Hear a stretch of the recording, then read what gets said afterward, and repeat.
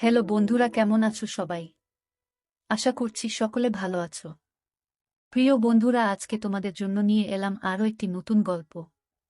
আশা করছি তোমাদের দাঁড়িয়ে যাবে, তাই ভিডিওটা শুরু থেকে শেষ পর্যন্ত দেখো। আমি অয়ন, বয়স 23, ঢাকায় মহাখালীতে থাকি। আমার আম্মু ও বাবার একমাত্র সন্তান আমি। বাবা একজন সরকারি কর্মকর্তা আর আম্মু গৃহিণী। আমার আম্মু অমায়িক সুন্দর একজন নারী।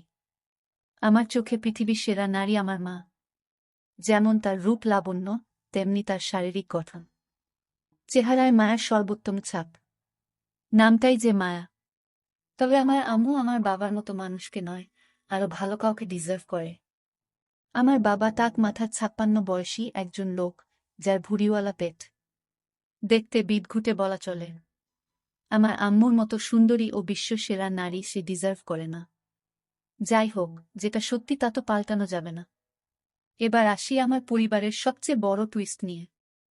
আমার পরিবারে আমি, বাবা, আম্মু বাদেও আরও একজন আছে। আমার ছোট মা। আসলে এটাই সবচেয়ে মারাত্মক একটা বিষয় আমার পরিবারে। আমার বাবা দুটো বিয়ে করেছে। আমার আম্মু হলো প্রথম স্ত্রী এবং ছোট মা দ্বিতীয়। এবং আরও অবাক করা বিষয় হলো আমার ছোট মা আমার আম্মুর আপন বোন। সবাই হয়তো ভাববেন এটা কি করে সম্ভব, কিন্তু এটাই বাস্তবতা। আমার নানা নানি মারা যাবার পর আম্মু ছোট মাকে নিজের কাছে নিয়ে আসে।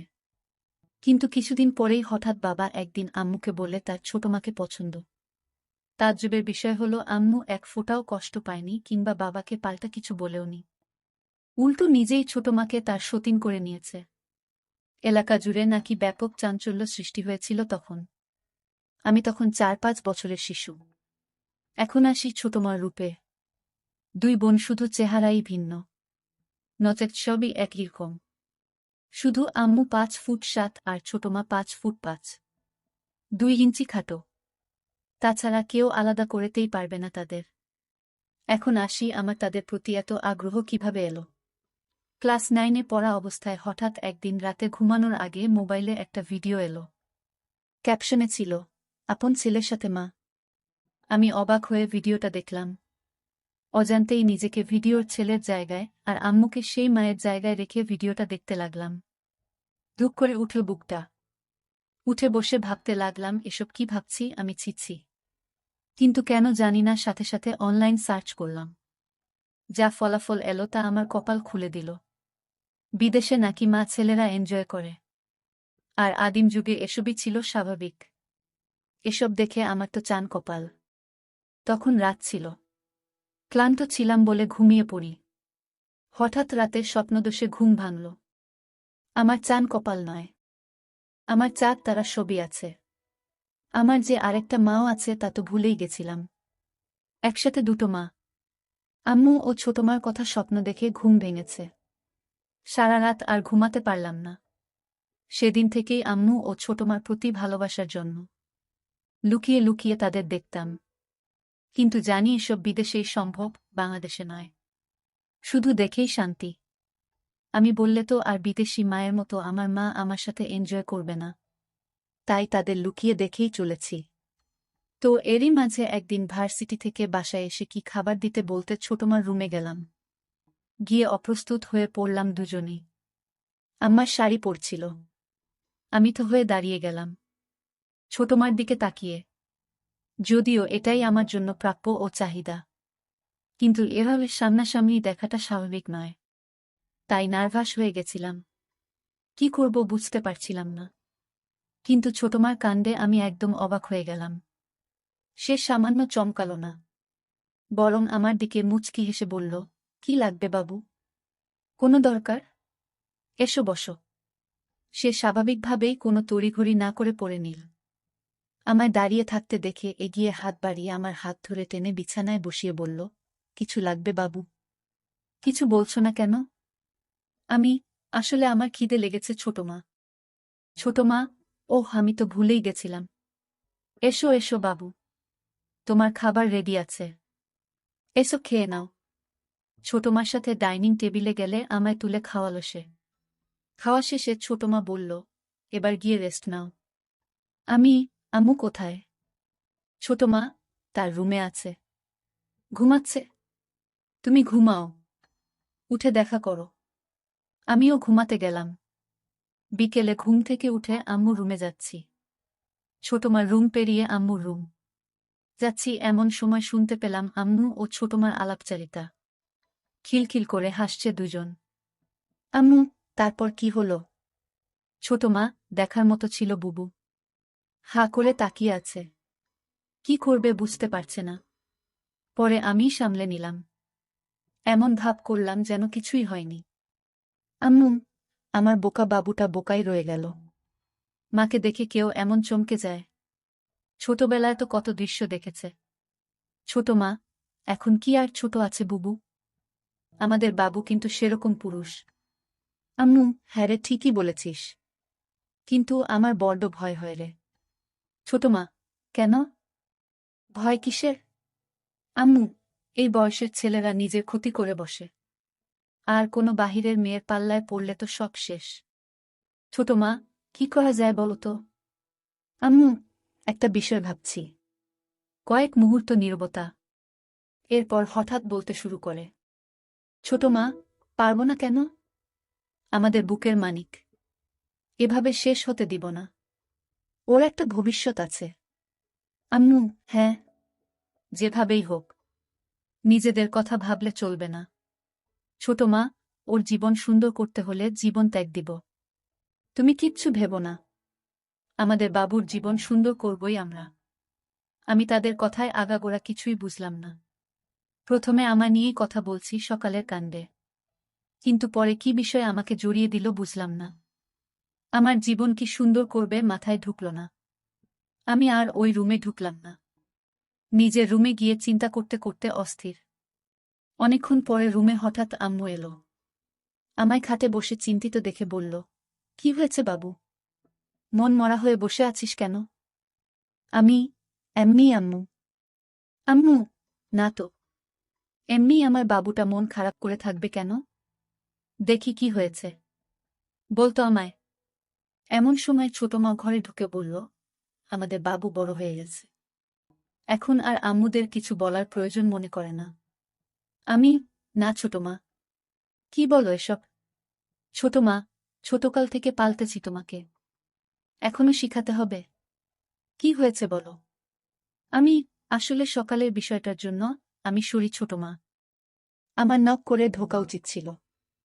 ভুল হয়ে গেছে। ক্ষমা করে দাও। আম্মু ও ছোট মা চাওয়াচাওয়ি করছে একে অপরকে। ছোট মা আমায় টেনে বুকে জড়িয়ে বলল, বোকা ছেলে। আমি কিছু বলেছি তোমাকে? রাগ করেছি তোমার উপর? আমি, না, কিন্তু কাজটা ঠিক করিনি তো। আম্মু তখন আমায় গালে হাত বুলিয়ে দুজনের মাঝে আমাকে বসিয়ে বলল, বোকা ছেলে আমার। কবে বড় হবি বলতো? পাগল ছেলে।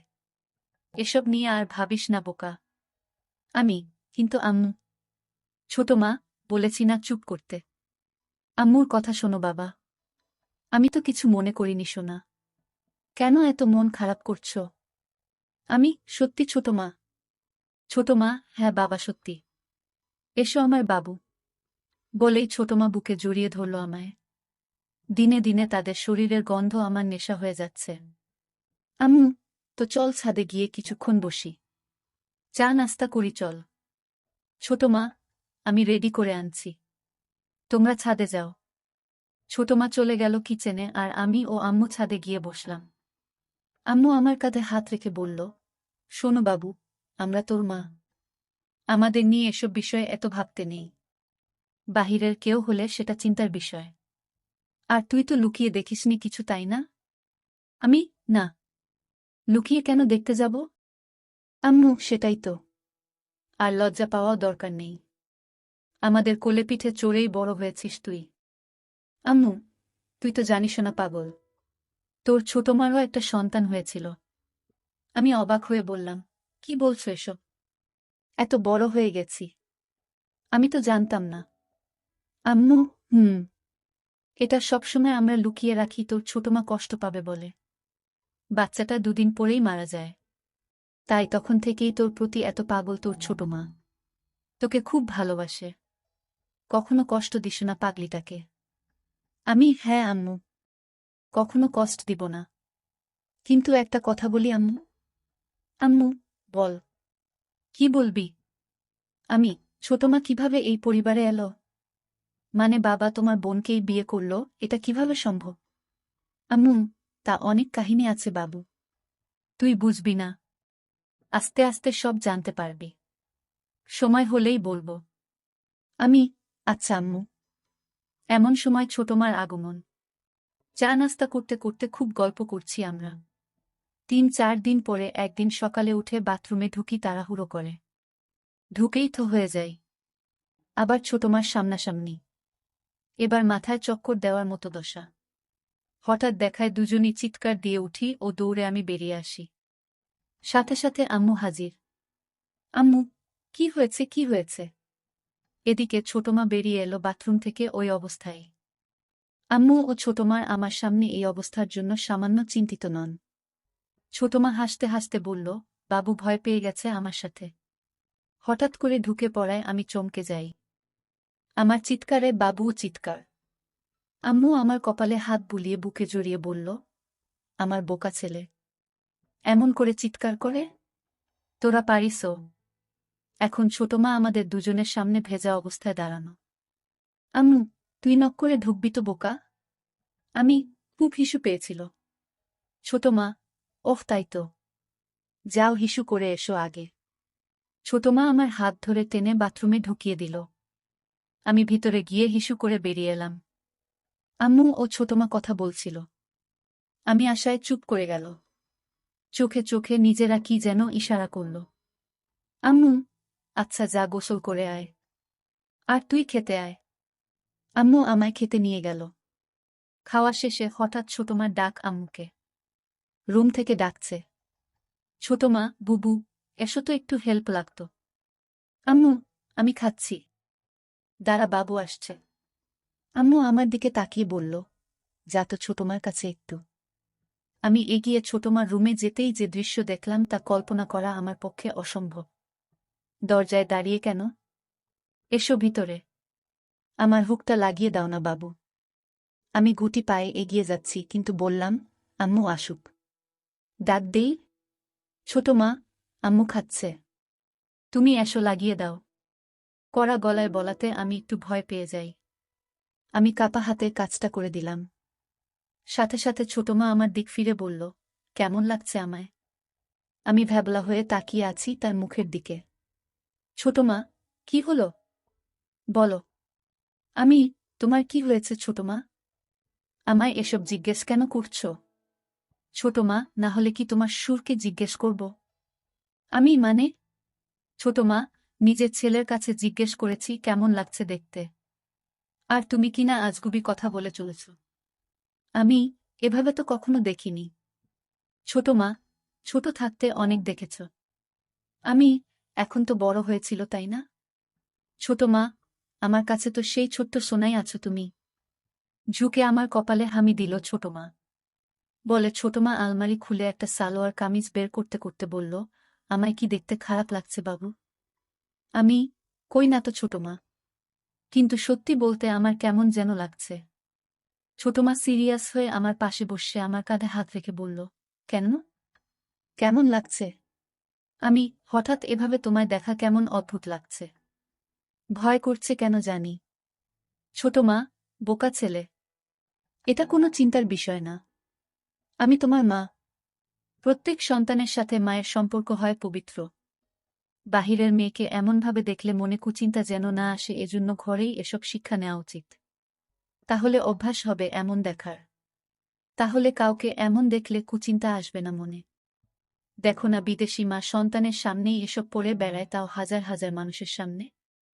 আমি, তাই তো। এমন সময় আম্মুর আগমন। আম্মু, কি কথা হচ্ছে তোদের মা ছেলের?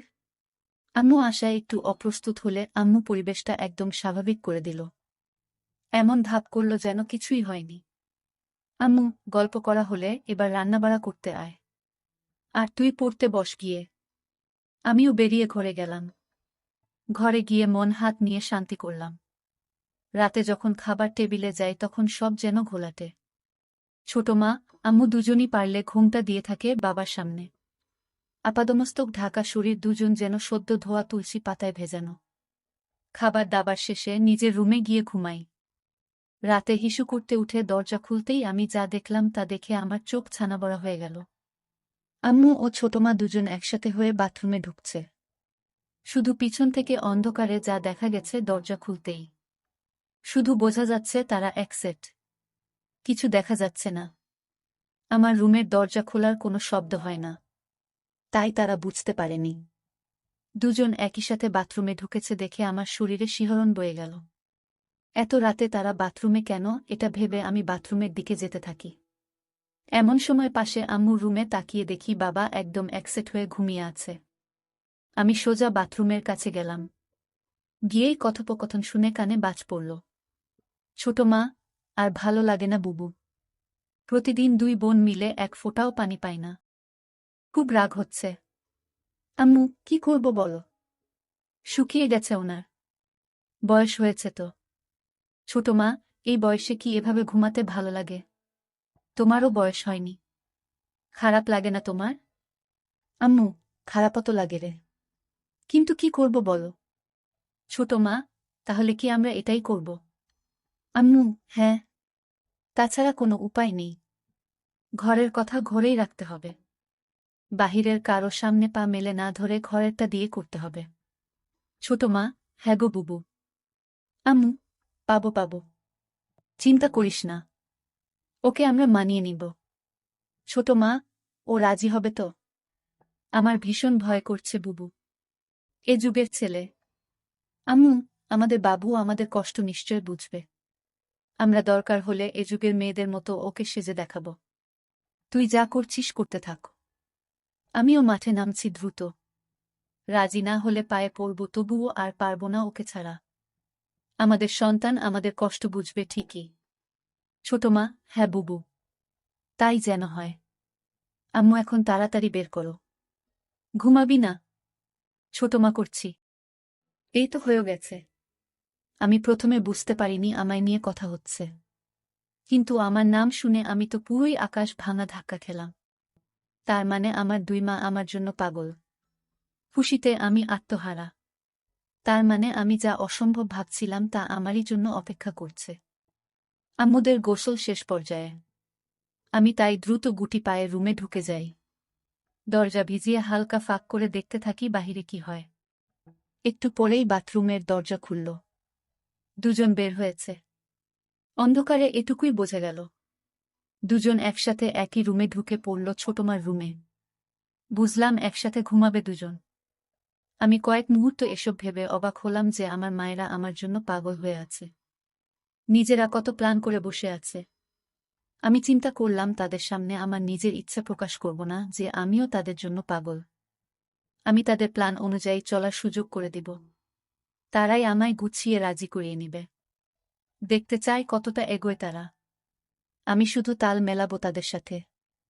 পজিটিভ সঙ্গ দিব। এসব ভাবতে ভাবতে ঘুমিয়ে পড়ি। পরদিন সকালে ঘুম থেকে উঠতে একটু দেরি হয়ে যায়। ঘড়িতে 10টা বাজে। কলেজ মিস হয়ে গেল। তাই উঠে রুম থেকে বেরিয়ে খুঁজি মা দুইজনকে। কিন্তু কাউকে দেখতে পাচ্ছি না। হঠাৎ চোখ পড়ল আমাদের বাসার ছাদে। দেখি দুজন বৃষ্টিতে ভিজছে। এতক্ষণে আমি জানলাম বাহিরে বৃষ্টি হচ্ছে। ডুপ্লেক্স বাসা বলে আমাদের ছাদটা দোতলায় একটা সাইডে। আমি ছাদের দরজায় গিয়ে দাঁড়াতেই দুজন আমায় দেখে দৌড়ে এসে আমার সামনে দাঁড়াল। আম্মু, কিরে এতক্ষণে উঠলি? আমি ক্লাস মিস করলাম। ডাকনি কেন? আম্মু, ঘুমাচ্ছিলি আরাম করে তাই ডাকিনি। থাক, সমস্যা নেই। একদিন ভিজলে কিছু হয় না। আর বৃষ্টি বিলাস কর। আমিষ, ঠান্ডা লাগবে না? ছোট মা, ঠান্ডা লাগলে আমরা দুটো মা আছি না? এসো তো। বলেই দুজন হাসতে হাসতে আমায় টান দিয়ে বৃষ্টিতে নিয়ে যায়। দুজনই সালোয়ার কামিজ পরা ছিল। ভিজে গায়ে লেপ্টে আছে। আমি একটুও অবাক হইনি। একদম স্বাভাবিক দৃষ্টি নিয়ে তাকিয়ে আছি। তিনজন মিলে বৃষ্টি বিলাস করতে থাকি। বৃষ্টি বিলাস শেষ করে রুমে গিয়ে মুছে ডাইনিংয়ে আসি। ছোটমার আর আম্মুর দুজনের পরনে একই পোশাক। আমি, কি ব্যাপার? ইদানিং দুজন ম্যাচিং পোশাক পরে ঘুরছ যে? ভাব খুব দুজনের। আম্মু, এমনি। সতীন বলে কি ভাব হবে না নাকি? আপন বোন দুজন বলেই তিনজনই হেসে দিই। আম্মু ছোটমার কোমর ধরে নিজের দিকে টেনে এনে বলল, আমার ছোট বোন আমার সতীন হলেও আমার খুব ভালো বন্ধু। ছোটমা আম্মুকে বলল, থ্যাংক ইউ বুবু। আমি সুযোগ বুঝে বললাম, সব ভালোবাসা কি তোমরা দুজনই পাবে? আমার বুঝি কোনো মূল্য নেই তোমাদের কাছে? দুজনই আমাকে কাছে টেনে নিয়ে গেল। আম্মু, আচ্ছা বললি না তো কেমন লাগছে এই ড্রেসটা? আমি সবসময় সুযোগ খুঁজছিলাম তাদের প্রশংসা ও তাদের কাজ সহজ করার। তাই বললাম, খুব সুন্দর। তোমাদের টাইসেই ভালো মানায়।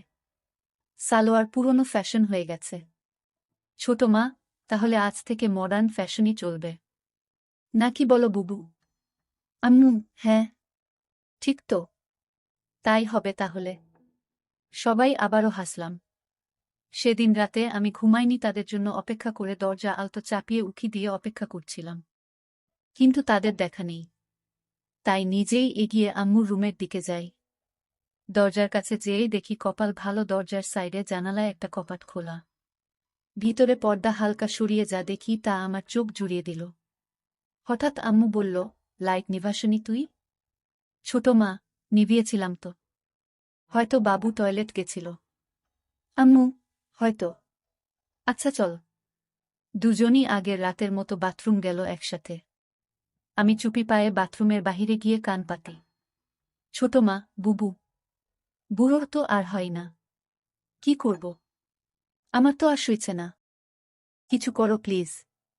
আম্মু, আচ্ছা কাল আরেকটু বাড়াতে হবে আমাদের পদক্ষেপ। ছোট মা, ঠিক আছে বুবু। আমি শুরু করব। তুমি জয়েন করো। আম্মু, আচ্ছা। গোসল শেষে আজ দুজন বেরিয়ে রুমে গেল। পরদিন সকালে উঠে ডাইনিং এ গিয়ে আম্মুকে ডাকলে আম্মু রুমের ভিতর থেকে ডাকল তার কাছে যেতে। আমি ভিতরে ঢুকে দেখি আম্মু বিছানায় উপুর হয়ে শুয়ে আছে। আমি চমকে যাবার ভান করে বললাম, আমি পড়ে আসছি। আম্মু, এই দাঁড়া। এদিকে আয়। আমি গিয়ে পাশে বসলে আম্মু, কি হলো? যাচ্ছিস কেন? আমি, তুমি তো এগুলো পরে আছো। আমি, তো। বাসায় কি এগুলো পরে থাকা যায় না? আমি, যায়। কিন্তু। আম্মু, কোনো কিন্তু না। এমন চিন্তা করবি না। আমি না তোর মা। আমি, হুম। আচ্ছা আম্মু, একটা কথা বলি? আম্মু, বল। তোকে কি না বলেছি? আমি, আচ্ছা সন্তানের সাথে বাবা মার এত সূক্ষ্মতা কিভাবে হয়? আম্মু আমায় কাছে টেনে গা ঘেঁষে বসালো। আমার হাতে হাত রেখে গল্প করতে শুরু। আম্মু যেন এমন কিছুর জন্য অধীর অপেক্ষা করছিল। কারণ এতে আমাদের খোলামেলা কথা হবে। আম্মু, শোনো তাহলে। সন্তানের সাথে বাবা মার সূক্ষ্মতা, কারণ তাদের দ্বারাই সন্তানের জন্ম। আমি, আমি, বুঝেছি। আচ্ছা আমি যাই। আম্মু আমার হাত ধরে থামিয়ে বলল, বসো না একটু। তোর ছোট মা এখনই চলে আসবে। ছাদে কাপড় নাড়তে গেছে। এরই মধ্যে ছোট মা আমায় অবাক করে দিয়ে হাজির রুমে। আমি দুজনের দিকে বারবার তাকিয়ে বললাম, এগুলো কি হচ্ছে? হঠাৎ তোমরা এমন সাজে কেন? ছোট মা, কেন? দেখতে খারাপ লাগে? আমি, না।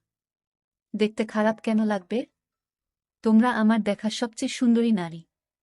একথা শুনেই দুজন দুজনের দিকে অবাক চোখে তাকিয়ে দুজনই তড়িঘড়ি করে আমার সামনে বসে অধীর আগ্রহী হয়ে বলল, মানে? আমরা তোর কাছে কেমন সুন্দর? আমি, কেমন আবার? তোমরা আমার মা। মায়েরা পৃথিবীর সবচেয়ে সুন্দর হয়। আম্মু, সত্যি? তোর গার্লফ্রেন্ড থেকেও সুন্দর? আমি লজ্জা পেয়ে বললাম, ধুর। ছোট মা, বলো না বাবু। বলো। আমি, আমার তো কোনো গার্লফ্রেন্ড নেই। তবে থাকলে তার চেয়ে সুন্দর তোমরাই। দুজনই আবার হা হয়ে গেল। আম্মু, তোর গার্লফ্রেন্ড নেই? কি বলছিস এসব? এ যুগে এসে তোর কোনো গার্লফ্রেন্ড নেই? আমি, না তো। কেন? দুজনই মাথায় হাত দিয়ে বিস্ময় ও আফসোস করল। আম্মু, আমার ছেলেটা এখনো ব্যাকডেটেড আর বোকাই রয়ে গেল। এই জামানায় তোর জায়গায় আমি থাকলে দিনে 4টা গার্লফ্রেন্ড থাকতো আলাদা সময়ে। আর তুই কি না? আমি, আচ্ছা, তোমরা থাকতে আমার গার্লফ্রেন্ড কেন লাগবে বলো তো? গার্লফ্রেন্ড হলো মনের সব কথা ভালো মন্দ শেয়ার করা, ভালো সময় কাটানো, সুখ দুঃখ ভাগ করা, একসঙ্গে থাকা। যার সবকিছুই তোমরা আমায় দিচ্ছ। তো কেন বাহিরের কোনো মেয়ের সাথে সম্পর্ক করতে যাব? তাছাড়া তোমরা কি আমায় ভালোবাসো না? আমি তো শুধু তোমাদের ভালোবাসি। দুজন হতবাক আমার কথায়। আমার চেষ্টা ছিল দুজনকে ইমোশনাল করে তোলা। আমার কথা যেন আমার প্রতি আকৃষ্ট হয়, কিন্তু যেন আমার কথাকে সরল মনে মনে করে এমন ভাব করে বললাম। দুজন আমার কথায় ঘায়েল হল। অবাক হয়ে তাকিয়ে আছে আমার দিকে। হঠাৎ ছোটমা বলল, তুমি আমাদের এত ভালোবাসো?